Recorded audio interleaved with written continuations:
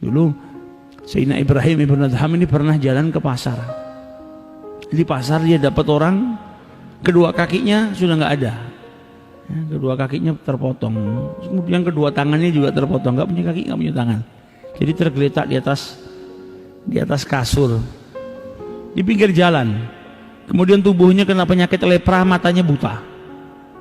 Jadi nggak punya dua tangan, nggak punya dua kaki, kena penyakit lepra, buta matanya. Setiap orang yang lewat ngasih makanan langsung dimasukin ke mulutnya. Setiap orang ini dikasih makanan masuk ke dalam mulutnya, ngucap Alhamdulillah atas kenikmatan yang luar biasa yang kau berikan kepadaku ya Rabb. Ibrahim ibn Adham melihat orang tersebut tadinya mau jalan, dengar yang diucapkan Alhamdulillah atas kenikmatan besar yang engkau berikan kepadaku ya Rabb, berhenti dia. Kenikmatan apa yang besar ini?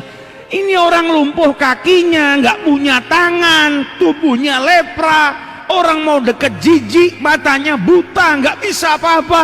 Kau dia ngucap atas kenikmatan yang besar. Nah ini kadang kita disuruh ngelihat orang yang di bawah kita, orang ini, supaya kita bisa merasakan atau menyadari kalau kita punya kenikmatan yang besar yang orang lain nggak punya.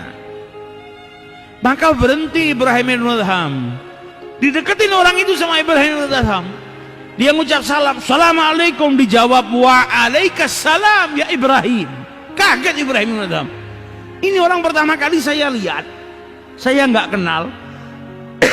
Orang ini buta. Saya ucapkan salam, jawab salam saya dengan nyebut nama saya. Ditanya sama Ibrahim ibn Adham, min aina ta'rifuni, dari mana kau kenal diriku? Kita ini nggak pernah berjumpa, kau nggak bisa ngelihat. Maka dijawab sama orang tersebut, ma jahiltu syai' mundu araftullah. Gak ada yang tidak aku ketahui semenjak aku kenal dengan Allah subhanahu wa ta'ala. Orang kalau sudah kenal betul sama Allah, tahu betul Allah subhanahu wa ta'ala, gak ada yang tertutup bagi dirinya. Maka kata Ibrahim ibn Adham, saya mau tanya, engkau ini tadi bersyukur kepada Allah atas kenikmatan yang besar. Apa kenikmatan yang besar yang kau maksud? Kau gak punya kaki, gak punya tangan, lepra, matamu buta. Kau nggak punya rumah, rumahmu ini di pinggir jalan. Apa kenikmatan besar yang kau maksud, yang kau syukuri kepada Allah subhanahu wa ta'ala?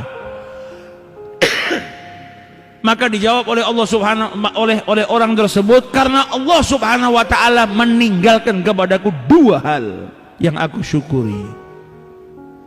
Ia tinggalkan qalban syakiran wa lisanan dzakiran. Aku ditinggalkan oleh Allah subhanahu wa ta'ala, yang tidak diambil sama Allah, yang ditinggalkan buatku apa? Lisan yang berzikir kepada Allah dan hati yang bersyukur kepada Allah subhanahu wa ta'ala. Apakah dua hal tersebut bukan sesuatu yang besar, yang layak untuk aku syukuri? Apakah ada kenikmatan yang lebih besar daripada itu?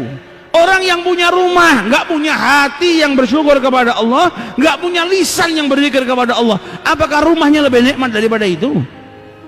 Apakah ada yang bisa mengalahkan dua hal ini? Lisan yang selalu berzikir dan hati yang bersyukur kepada Allah. Enggak ada, ini kenikmatan yang besar. Alhamdulillah masih disisakan oleh Allah subhanahu wa ta'ala kepada diriku. Nah orang kadang disuruh belajar.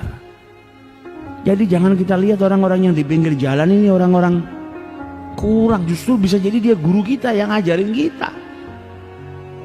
Dia bisa membuka diri kita supaya lebih sadar. Justru Ibrahim ibn Adham diajarkan sama seseorang yang fakir seperti itu. Kalau lisan yang zakir dan hati yang syakir, itu lebih mulia daripada kenikmatan apapun yang kau miliki.